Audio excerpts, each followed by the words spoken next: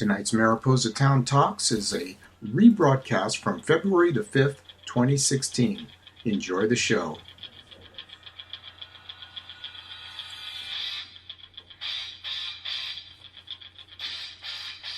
Okay, it's that time.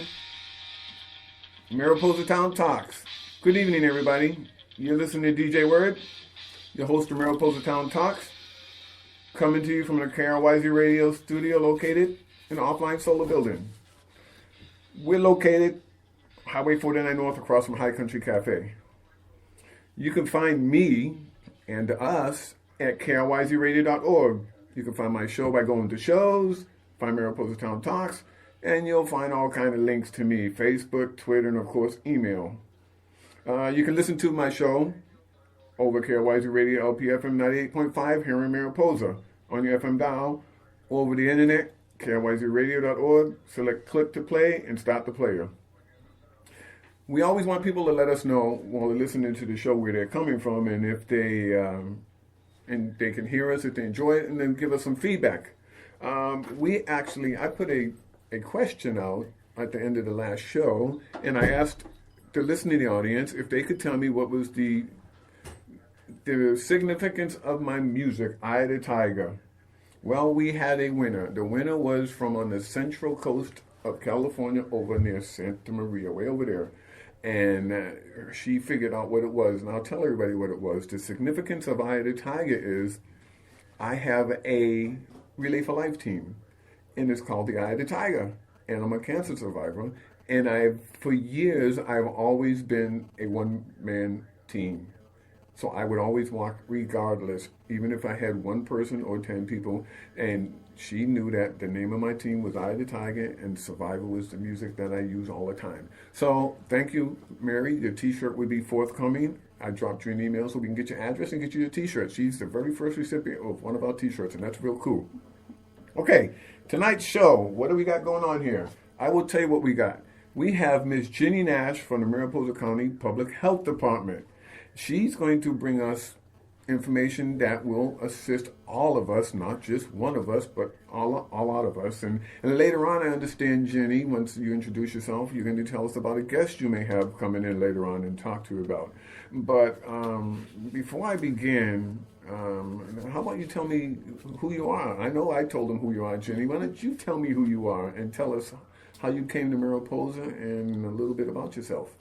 Sure. Well, thank you, DJ Word, and thank you for having me here tonight. Well, a little bit about how I came to Mariposa. I have lived in the mountain communities for about 18 years overall, and in October, I began working at the Mariposa County Health Department, and I'm not sure that everybody knows about what the health department does, so just to get the word out to people in Mariposa, we are under the jurisdiction of the county government and the Board of Supervisors, and just like the Public Works Department or the Sheriff's Fire Department. It's just another department underneath the county. Right, that you have to answer to somebody higher up the food chain, right? Oh, yeah. But mostly we're here to serve the people of the county, the communities in our county, and promote the health and safety of all the people in Mariposa County, and by working to prevent and control infectious disease, environmental hazards, injury, keeping our young people healthy, and importantly, for me, I am a health educator, is to look at the chronic diseases that occur around our population and think of ways and programs to promote healthier living and healthier lifestyles so that we can all live to a fine old age. So what you're basically saying is your job is to protect us, right? Is that what I'm hearing? That is right. Okay, that's everybody what I thought. In the health department. And we have, a lot of our work is funded, though, although we're a county department, is funded through federal and state programs. Yeah, we try to leverage the money as much as we can.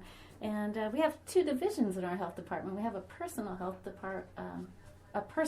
division. And that's where you work. That's right. And then we have our environmental health Division. So does that mean with the division, do you guys share the same goals and mission, or is it different, your goals and missions that you do? You got the co-located goals, or is it separated? That's a great question. Our mission together is to promote the health and safety of all the people. Okay. And we often work together as a team on any situation that might come up, an infectious disease outbreak or wildfires, and water quality, that type of thing. But in our environmental health department really works on a lot of that, and looking at safe drinking water, commercial food preparation, making sure that it's done in a clean and safe manner. So you're saying the two departments work hand in hand, basically. Yeah, we do. Even though they're separate departments, personal Divisions. and environmental divisions, divisions, they do work hand in hand. Oh, we do. We meet every week and together to be sure we know what everybody's working on and what might need our attention or where somebody may need help.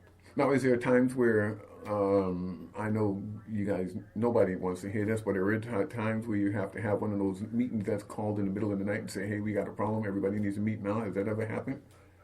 That, as I said, I've been with the department since October of 2015. So far, that hasn't happened for me. I imagine during some of the wildfire incidents that have taken place, looking at air quality and making sure that people, when you think about people that might be isolated and still need to get to medical services or have some sort of medication, we're going to work together to make sure they have food, water. So I heard stories from my colleagues at the department that they have had those times where you're working a bit of overtime, I guess you would say that? Yeah, overtime. That's basically or what it is. hours, where they call them in the middle of the night, Doc 30. But we know that, and we're expected to do this in our service. Okay, so as I looked at your website and looked around, and I also looked at your card, I'm looking at where it's showing you're a public health educator, and we have to now let them tell us what a public health administrator is. Or public health educator. Educator. Yeah. Well, I didn't really talk about our personal health division. Yeah, I didn't go back on that. Yeah, we have. I forgot that. That's too. the clinical side of. We have a clinical side of our health department where we actually provide immunizations, free flu shots. So it's like in doctors, not doctors, Nurses. but people that are able to administer this stuff. You're saying like nurses, we clinical do. nurses, right? We have a health officer. Well, actually, that position is being recruited for right now. Dr. Mosier retired a few years ago. We had another interim health officer, and he went off for another opportunity. So now we're recruiting for a new health officer. We have a medical doctor who is overseeing the clinic operations, and we have public health nurses who actually give immunizations. Okay. It's not like in competition with Chauncey Fremont Hospital. This is totally different, a totally different entity. We are there to serve. It's totally different, and we are, I would say our population is the community, but also those people that may not have health insurance or don't have access to health care otherwise. And as you know, they have have you heard of the free flu clinics that are held in October, around October? The free food clinic? Flu clinic? I've heard of that, yes. A lot of Right. So this year, our public health nurses went out around the county, everywhere from Fish Camp over to Coulterville and all the areas in between. I was hoping you'd say Coulterville because KRYZ is not going to forget them. Actually, tomorrow I'm going out there for a live show tomorrow.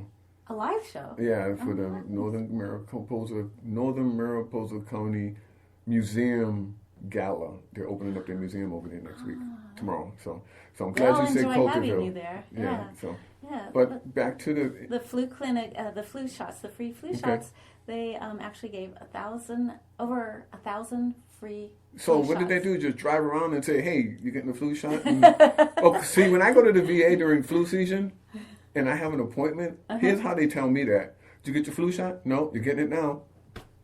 And they get me right there in the office.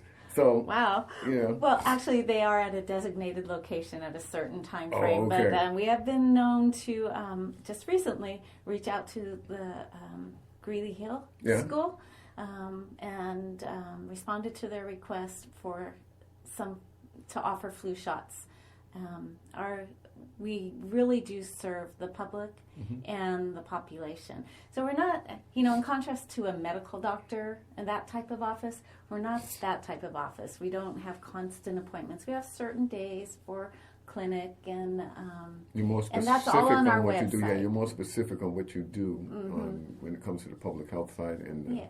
So we're looking at the population health. it's looking at the Right. population, overall population. Mhm. Okay, so now tell me, since what is your job as public health administrator? Excuse me, educator. A public health educator. Well, the work I currently am focused on centers around the tobacco education program, and every county is funded through the state cigarette tax to provide to work on tobacco use reduction, and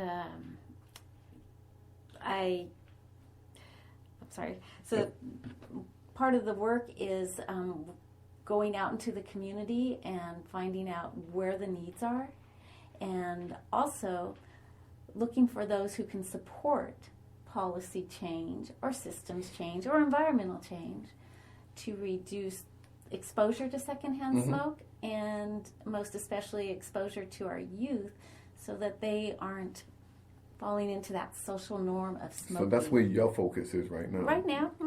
And which is almost like public outreach. It is. Yeah, A lot of like it is public public outreach. outreach. Okay. And I'm sure we go later on down the road, but I'm gonna ask you a question on this one here. This is with the programs you have available, where they can do what they can do to stop smoking, and of course we've heard the very few that will be cold turkey. We'll have some that you'll say that they tried the patch, they tried the electric cigarette, they tried all of these things, and now they got that new one, Chantix.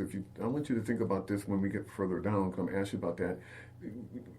Chantix is like the newest, greatest, and latest and greatest, I'm pretty sure, where people are doing it, but it's also expensive, isn't it? It is. That's what I thought. Because And many health plans don't cover that. okay, and that's one thing we need to let people know later on too, because they're going to want to know that. Because everybody hears about this Chantix, but I can guarantee you nobody can afford it. It's almost like the nerve medicine I take, Lyrica. It's not like gabapentin, but Lyrica is the latest and greatest, and that's one of the most expensive nerve medicines out there. Not everybody can take them, but not all health plans cover it. And that's what we got to let people know, in case they say, oh, let me go and get Chantix, where they read the commercial, and then they go out there and they don't realize that it's not that easy to do it. It is Maybe when not they go easy. through you, though, they figure a way Maybe. to figure a way. So I was surprised when I did some reading and looking into it, and my eyes would get starry-eyed each time, and what is it that's going to be surprising to find out about with your job? What's surprising about your job that people are going to find out about it? Come on, what are they going to learn to be surprised to learn about your job? Well, most people, when I tell them that I'm a public health educator or a health educator, either think I'm there to be a health coach, a personal health coach, or I'm a nurse. Okay. And I say, you would not want me to be your nurse. Because our nurses are awesome, and our department, and all nurses, I believe, are awesome. They give so much. In public health, there's a lot of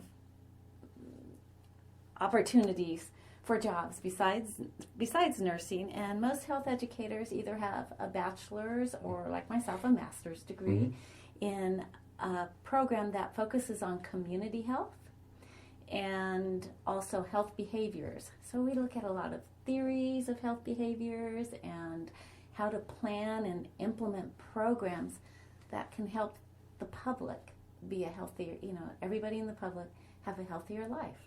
And we really need to get to know our communities to do that. So I've been doing a lot of getting to know the Mariposa community since I've been So here. you've been doing a lot of research since you've been here. I have. Been meeting a lot of people. Yeah, nice meeting a lot of people. Yeah, a lot of nice people. Uh-huh. Anyone in particular sticks out that you just met recently? That might be DJ Word. Oh, okay, good. That's a shameless plug, but I'll take it. So basically, did you have to go through old records, or do you meet the people when you're out there? Do you, you said you got to get to know us here in Mariposa County, not only particular Mariposa, but you were talking about over at Fish Camp, Greeley Hill, over in Coulterville, Don Pedro. There's a lot of ground to cover. You're absolutely correct. And we have to make sure, like in you, with us, that we cover it all together and make sure we actually let them know that we're there for them. Well, I'll tell you, the one way I've done this is just my own research. The person who was the health educator before was Darcy Matlock Saylor. She left a lot of good information behind for me and a great vibe, for this role anyway, because everybody respected her and really liked her. So I've reached out to people that she worked with, and the people in the health department, that my colleagues there have really helped. And you just start, it's so do you feel you're grows. Getting the same? Do you feel like you're getting the same warmth and respect from them that she got? Do you? I am so fortunate. Yes, I do. And that's always important when you transition into a job where you have, where your job is people. Because there's each person has a different personality, different traits, different quality, but because they liked this one, that doesn't mean they're gonna like you. So you're actually starting from scratch. You can do is come in and say, "Hey, my name is and I do Ginnie." it. Yeah, and you just roll with it, and then, like you said, you'll know or you won't know. So we're gonna keep Ron in here because it's about that time to give his little break here. Yeah. And here he comes in. Ron has been a great person to get to know in the community, because he knows a lot of people here. Why do you I think know you. Why do you think he's the chairman of our board?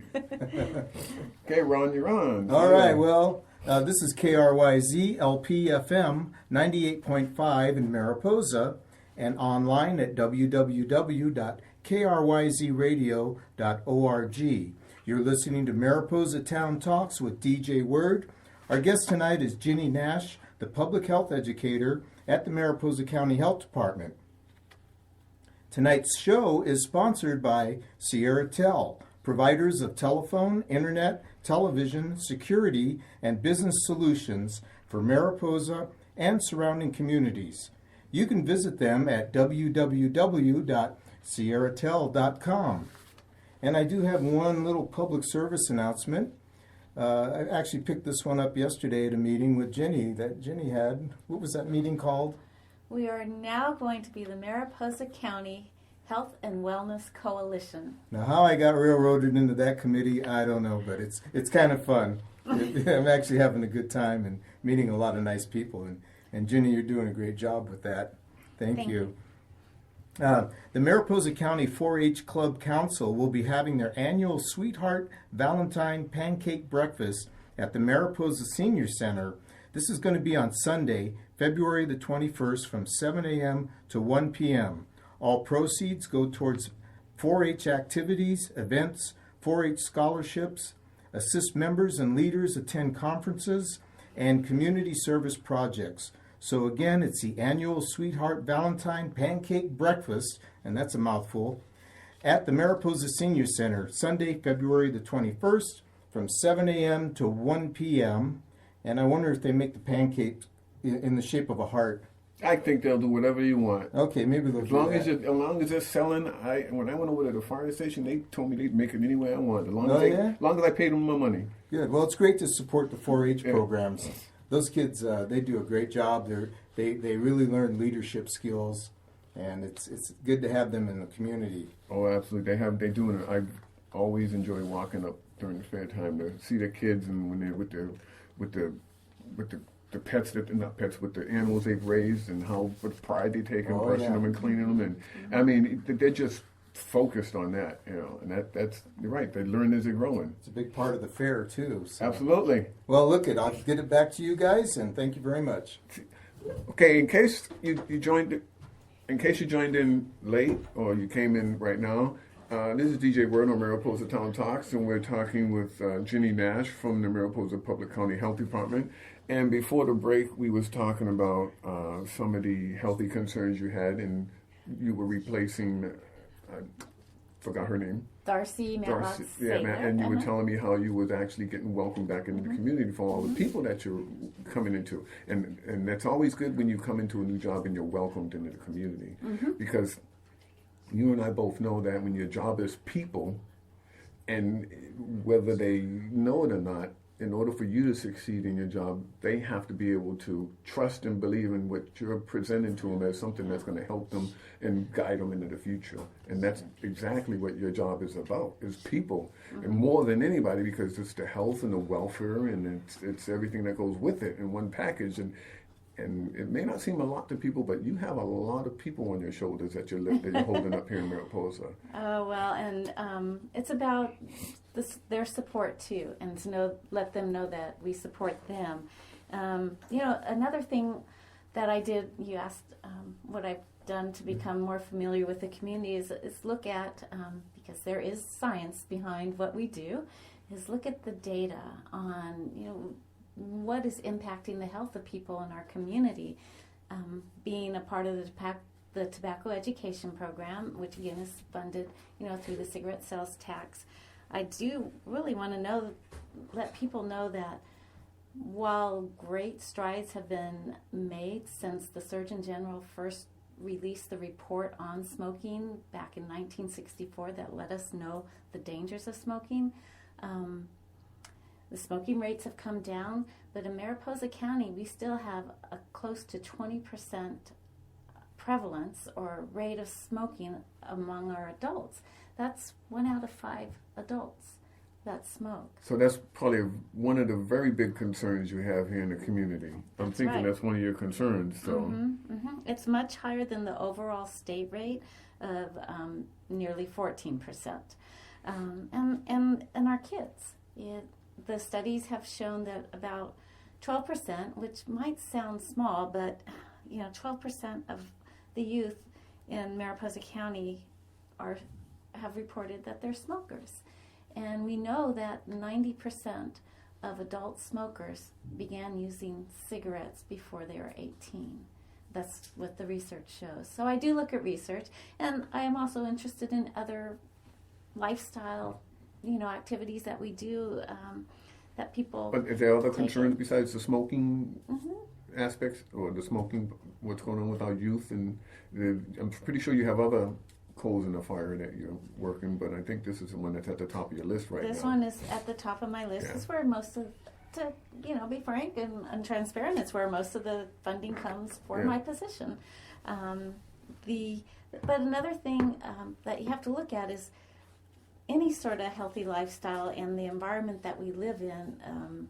The environment that we live in is going to affect all aspects of our health, and that could be, the social environment that we live in, and how well accepted is smoking in our community. It could be the educational environment. It could be your faith community, if that's a part of your life, and opportunities to get out and exercise or eat healthy, all affect our health. So as a health educator, I'm concerned about all of these things. We do actually have the level of overweight and obese adults in our county is pretty much right in line with what is in California, and we know that is an epidemic right now. That's one of the newest epidemics is obesity, and they do define it as a disease, as the CDC, the Centers for Disease Control. So yeah, I look at all these things. So you have a top 5 list that you're keeping an eye on, and then you have a top 2 list that you're really looking at, but you have a top 1 list that you're really paying attention to, is what you're saying.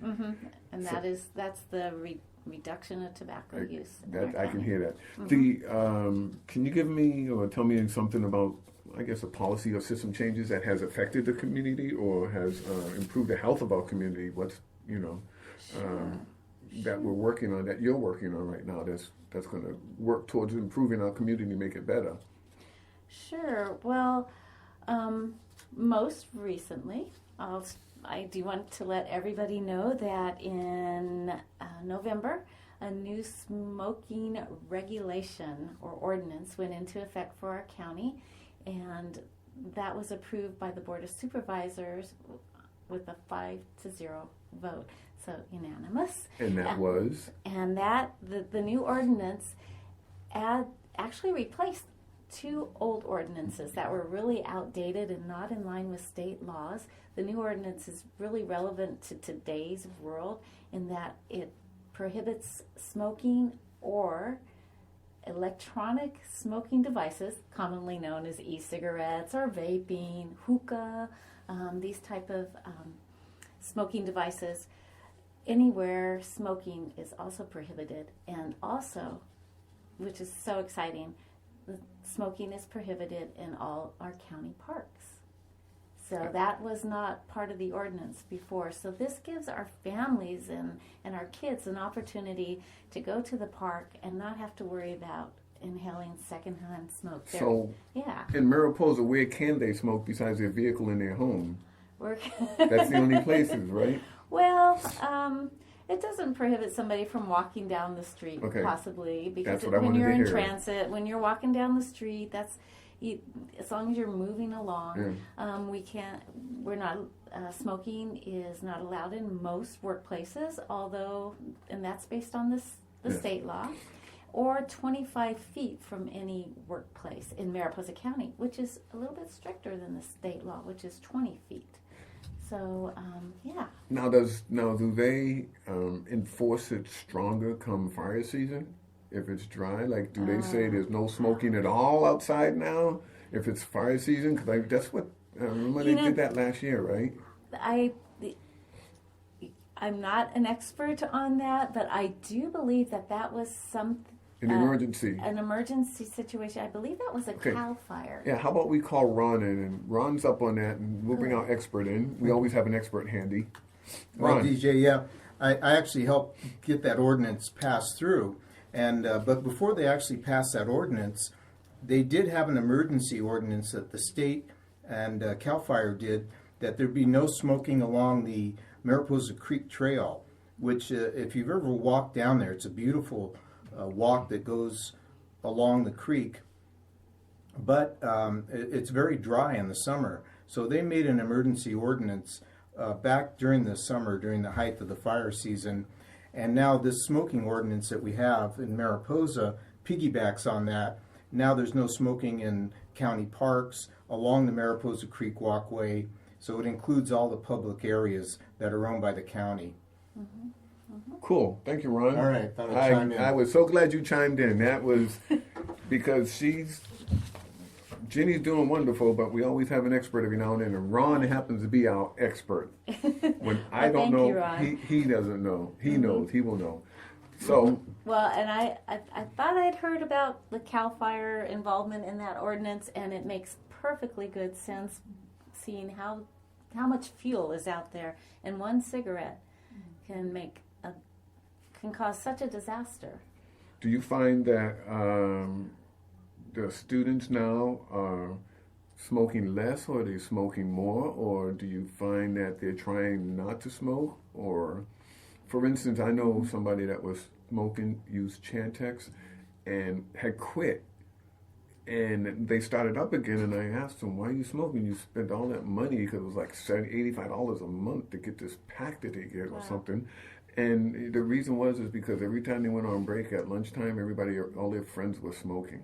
Mm-hmm. And they didn't want to seem isolated because they didn't want to be near them. Mm-hmm. They didn't want to spend lunch by themselves. Mm-hmm. So what we're talking about is peer pressure. Mm-hmm. They started smoking, and then, they started smoking again, and there go all their money they put in Chantix right down the tubes after they honestly quit. So.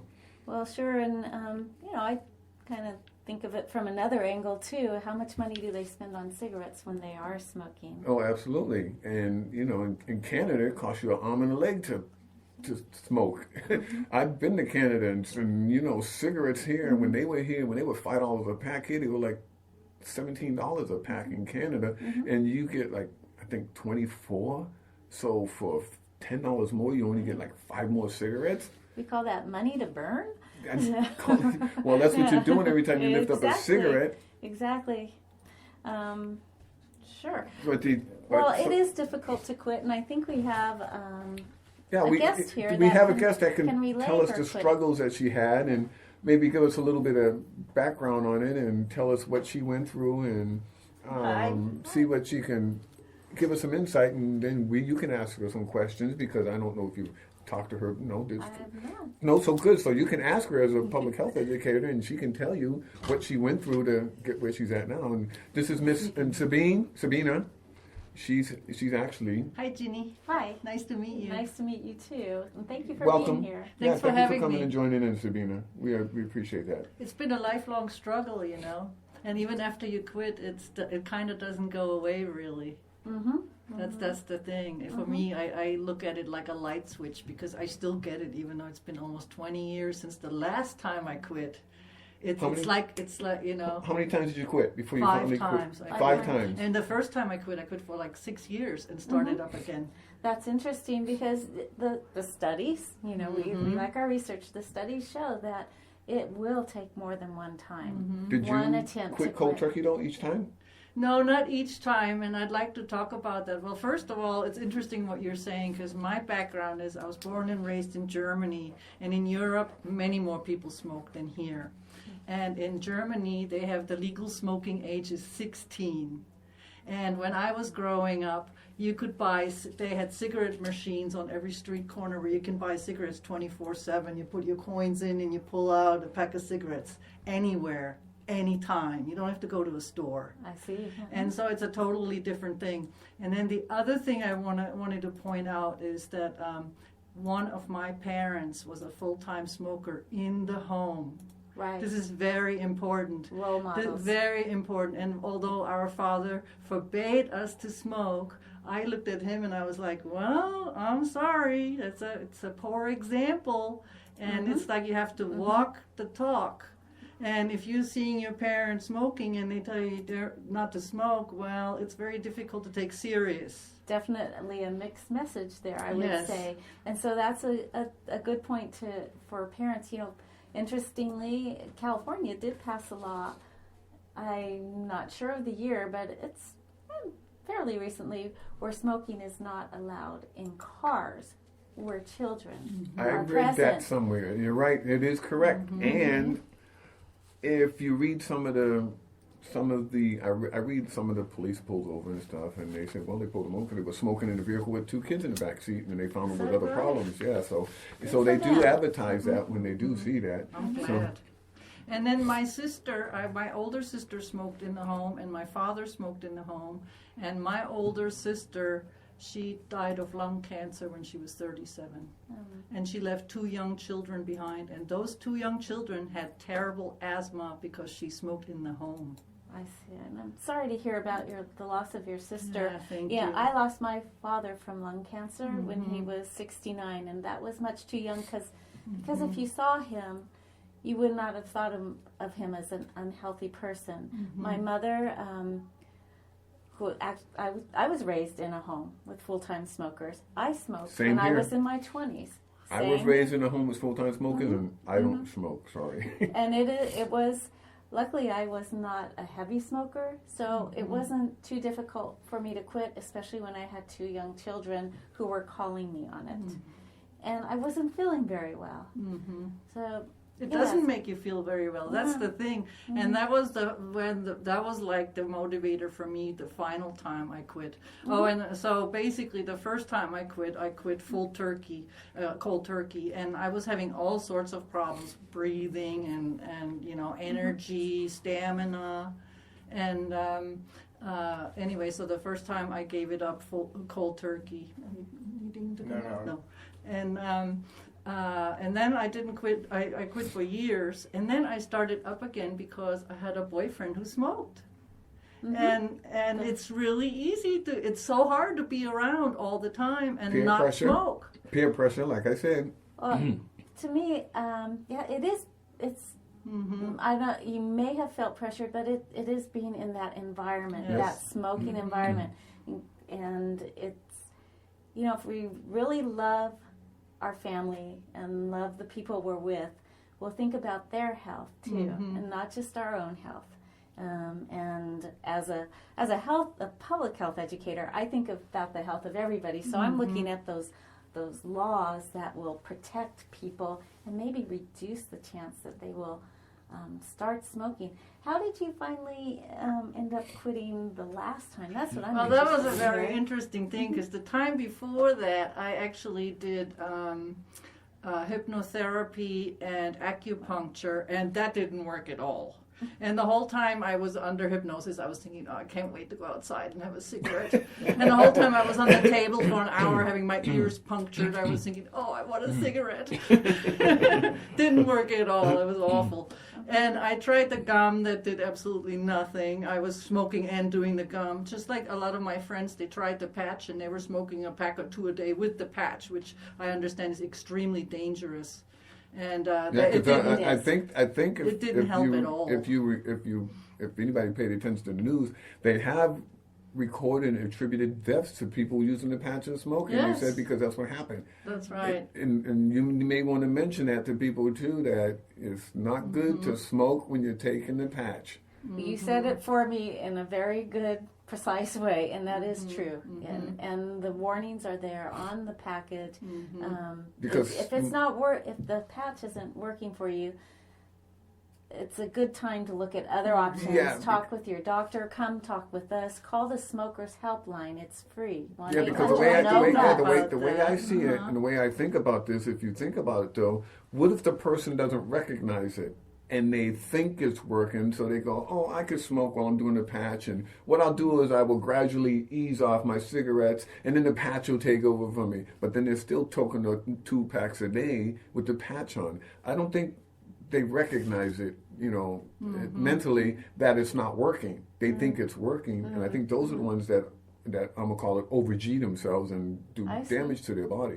Well, that could be.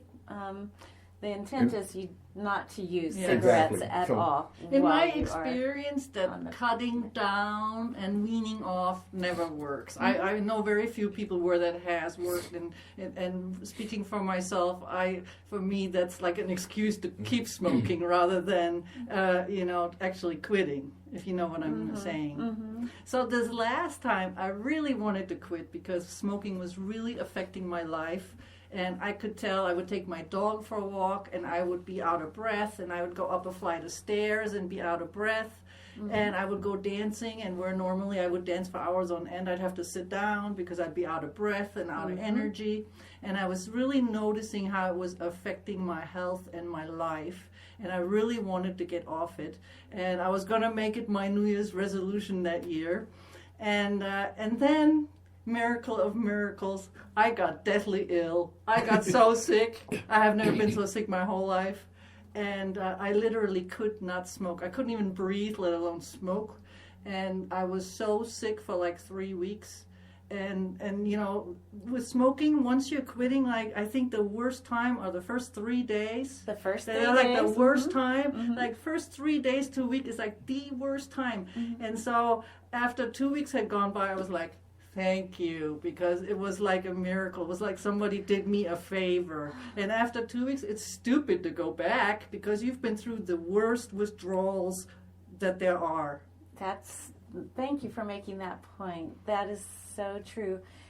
If you can work through those days, and we can give you tips on how to make it through those days at either myself at the Mariposa County Health Department, or there is a free quit line here in California. It's 1-800, 1-800, no, oh gosh. No buts? Is it no buts? 1-800 no buts? Or something like that? I just lost it. There's a website, and it's 1-800 no buts. Thank you. Awesome. I don't even smoke, and I know it. Yeah, I should know it. Sorry about that. Don't worry about And it. they also have a website, www.nobuts.org. You can sign up for free text messaging to help support quitting smoking.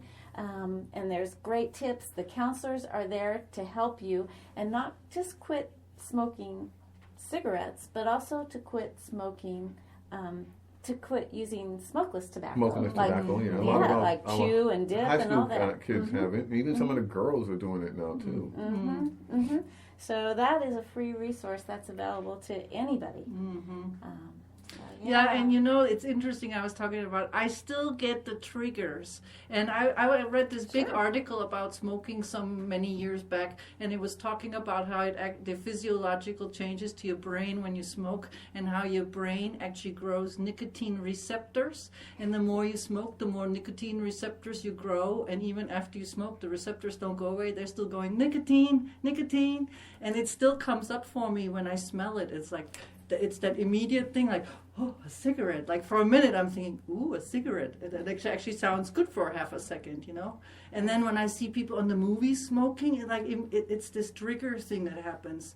And then it's like everything else. There's that moment, and you're like, oh, there's that thing. Oh, and then you acknowledge it, and you release it, and okay, now I'm past that. And you let it go, and you move on. Go for a walk with the dog, or eat some carrot sticks, something healthy. Yeah. Okay. And a lot of things have to do with patterns, like, you know, smoking and having a cup of coffee, or smoking and alcohol. These things that you do that are patterns that you need to break. But you have to break those patterns. Usually break when you stop smoking, and you have to find something, like she said. Right. When you drink coffee, eat a carrot stick or pretzel or something. A pastry.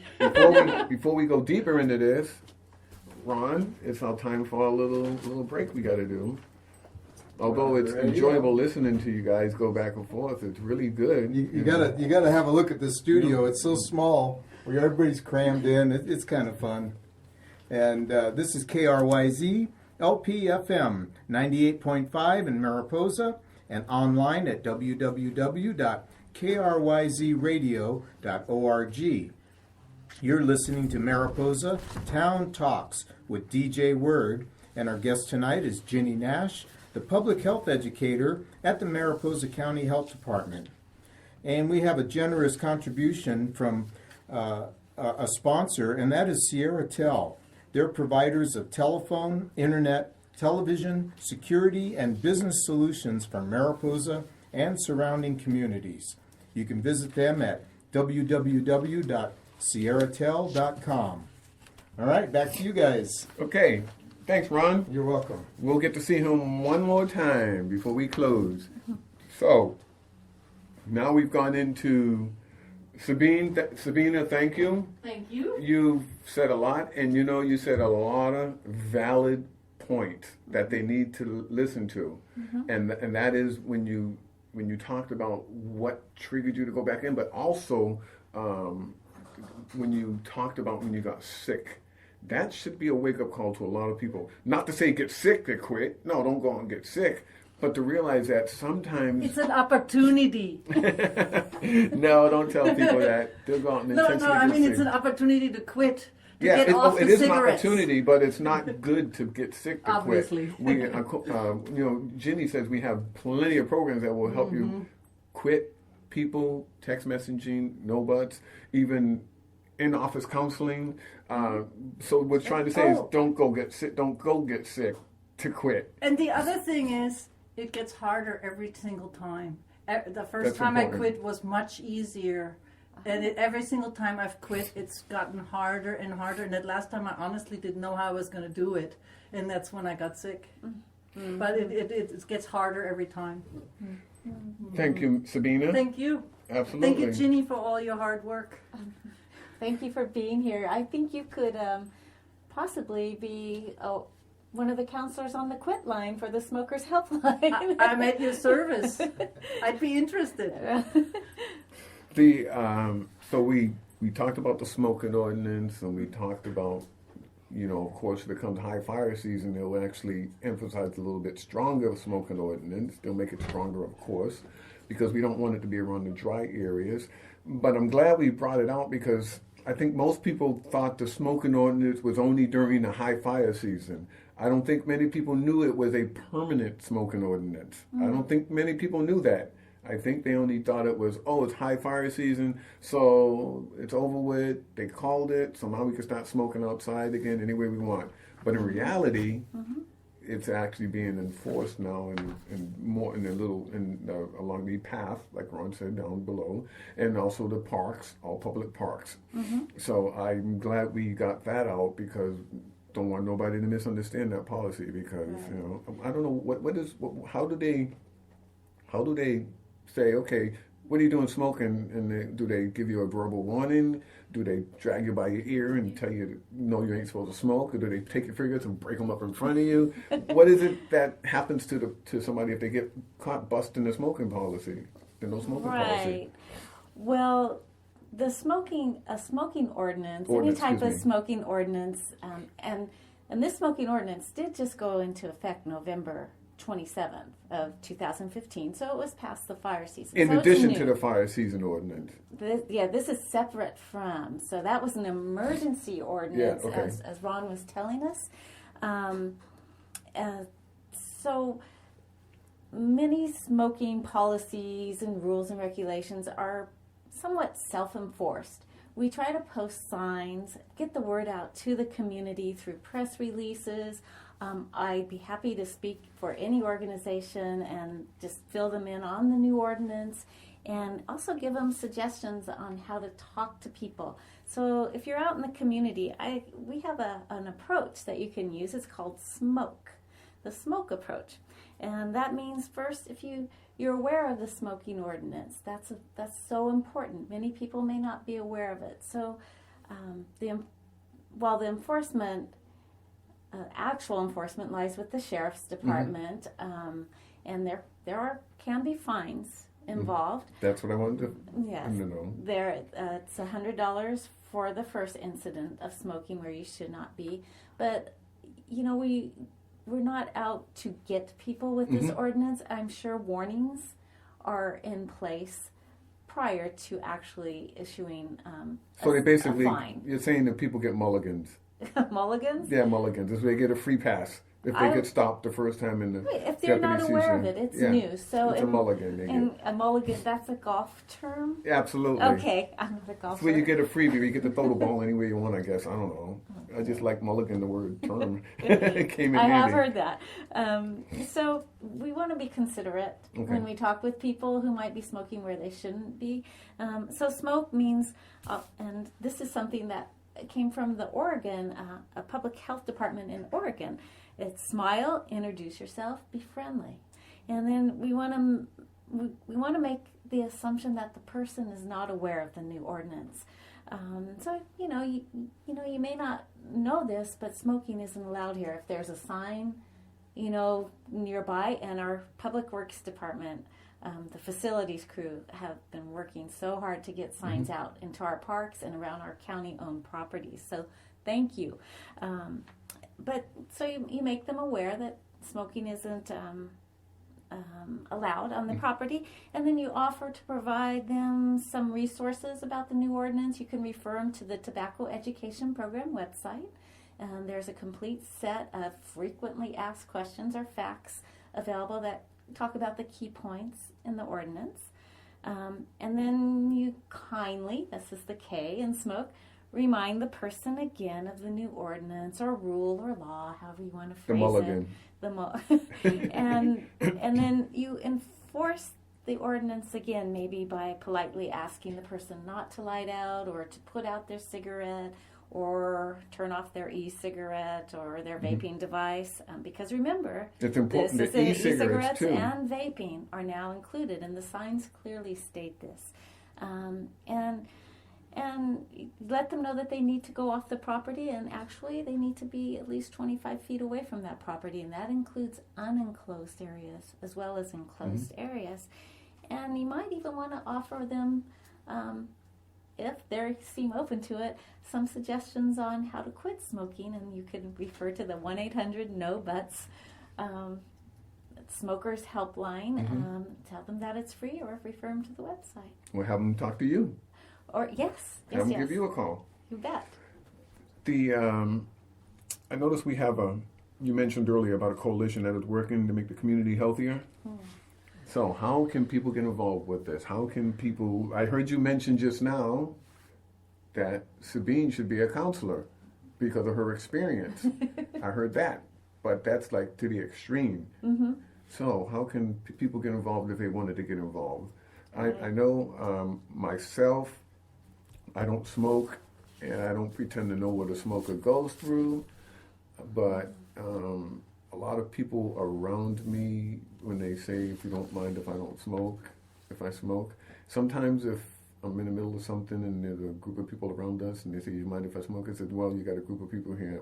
I do mind if you smoke because you don't know what you're going to do to these people. I'm very, DJ Word, I'm very outspoken about saying that because if they light up and smoke and we're talking, then those people will migrate away from that smoker, and then I'm just standing in. Whatever we was doing is now just been destroyed by this smoker. So I do notice that a lot of them are now saying, do you mind if I smoke? And they go, no, can you wait like 10 more minutes? Then you can. And most likely they'll say, okay, Sure. I will. So Sure.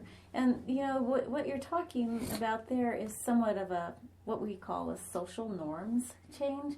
So if we look at our community and what is the normal behavior, is smoking in front of kids okay? Is smoking in a group okay with people? For the most part, we know in our country that most exposure to that smoke is not healthy, and we respect each other's rights. We respect the right of the person that does not want to be exposed to smoke by not smoking around that person, and we respect the right of the smoker by not ostracizing them, but asking them to take their smoking into a place where it won't, harm my health or my child's health or my elderly grandmother's health. She may have asthma. She may have respiratory problems. So how somebody get involved then? Get them involved. The Mariposa County Health and Wellness Coalition. Yeah. This is a forming coalition that has somewhat come out of the Tobacco Educations Program Coalition. Instead of focusing just on tobacco, we realize that it takes so many factors contribute to our health and wellness, and that could be our emotional health, whether or not we use drugs or alcohol. It's access to healthy physical activity, active living. So to become involved, well, you can contact me at the Mariposa County Health Department. We're looking for just people in the community, people that represent organizations that are willing to work not just on, are willing to work on changing the environment around us to support policies and be an advocate for healthy living. And we would love to see some members on the coalition from outside the central Mariposa town area. So I'm reaching out to people everywhere from El Portal, Ponderosa Basin, Cathy's Valley. Have somebody represent you from those locations. Greeley Hill. I'm working to recruit people to become a part of this coalition. It's very exciting because the focus, is going to involve so many people. The meetings, right now we plan on meeting again on April 7th. They take place in the afternoon, and right now at the Board of Supervisors room because we're expecting large groups. And looking at our missions and our goals and our priority areas. So if you're really interested, it's a great time to get involved. I have one of the things I mention all the time prior to the show is people can email me. They can get a hold of me on Twitter. They can get a hold of us on the KRYZ radio page and leave messages and notes. And this was a feel-good story for you and for Zabine. I'm going to read this. This is from one of our listeners, and she's up in Oregon. Oh yeah. And it's a Chantex story. So I'm going to go and read it. And this is from Jan up in Oregon. And she says, I tried the patch several times to no avail. Finally, after consulting with my primary care, I started using Chantex. After 5 weeks, I quit and have not had much of an urge to begin again. My last cigarette was October 8th, 2008. When I went off the Chantex at 5 weeks, my worst problem was breaking habits of times when I would smoke, and that wasn't very difficult. I do admire people that can quit cold turkey or with the gum or patches. I have another person that smoked 2 packs a day and now has a permanent tracheotomy, one of the hazards for smoking. Now, she's went along with what we said, that if you break the habit, you try to put, like you said, walk around with a carrot sticks in your pocket when you have an urge to smoke, or for instance, me, when I wanted to, what I do, because I eat very unhealthy, and I'm getting better, way better now. Hey, I eat at least 1 day a week at the health food store, so I'm doing okay now. But for snacks now at night before I go to bed, instead of junk and stuff like that, I eat nuts and almonds, and before I go to bed, so it's a habit. And my forced habit was to eat a whole bunch of junk food. But now it's, like you said, a habit change. My habit change is to eat healthier things. And she was saying, along with Sabine, that if you can curb those habits when you have these cigarettes and put something in its place, puts like a replacement for that cigarette, that helps all a lot too, especially when you're used to a cup of coffee, smoke a cigarette. Wake up in the morning, smoke a cigarette. And that's a great point, because it's small changes. People with smoking, it is a cold turkey thing, but you're still going to look at making small changes so you can avoid, not, you want to avoid smoking again. Yeah. So you are going to need to make small changes, just like your example with your snacks. Yeah. Small changes add up to big results. Absolutely. Yeah, And nothing happens overnight. one last thing for you. Now, this should be simple.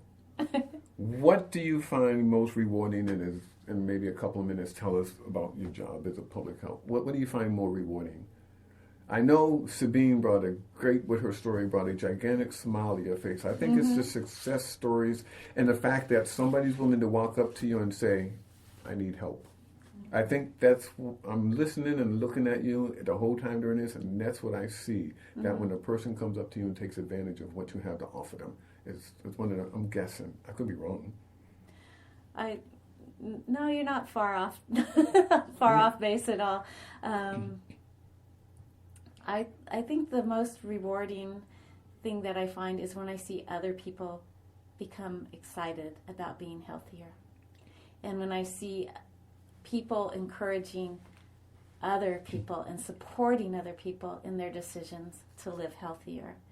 And when I see young people speaking about being healthier too. There's a very young forming youth coalition here in Mariposa. I just came from a meeting over at Mariposa Safe Families, and it's my PSA, and it's Mariposa Youth Preventing Substance Abuse.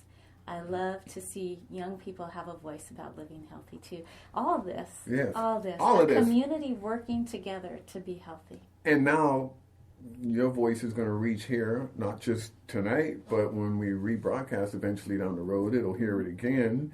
And it may even do a few more times, especially before the springtime comes, because what we want to do is we definitely want to get the word out. We want them to know about these responsibilities, and we want them to know what's going on. And Ron needs to come in and do one last one before we wrap up out of here. Ron? Okay, I don't believe you eat junk food. You're so skinny, DJ. If it's on my plate, I can eat it. Trust me. And I was motivated from our meeting yesterday with Ginnie and the coalition. And I actually went for a nice long walk today before the show, so I feel great. Awesome. And I'm going to stay with that coalition because I think our radio station needs to work with the health department, because part of our task is to promote community involvement, a healthy lifestyle, and community building. So absolutely, I'm going to stick with you, Ginnie. Henceforth, and Mariposa community. And we will be hearing from Ginnie again, because we're going to railroad her back in. Oh, yeah. One way or another, she's going to be part of this. Again. Oh, yeah. I'm going to get her to come. She's not leaving without me getting her back here again. Okay, she we got did about great. a minute here, so let me wrap this up. And this is KRYZ LP FM 98.5 in Mariposa, and online at www.KRYZradio.org. You're listening to Mariposa Town Talks with DJ Word.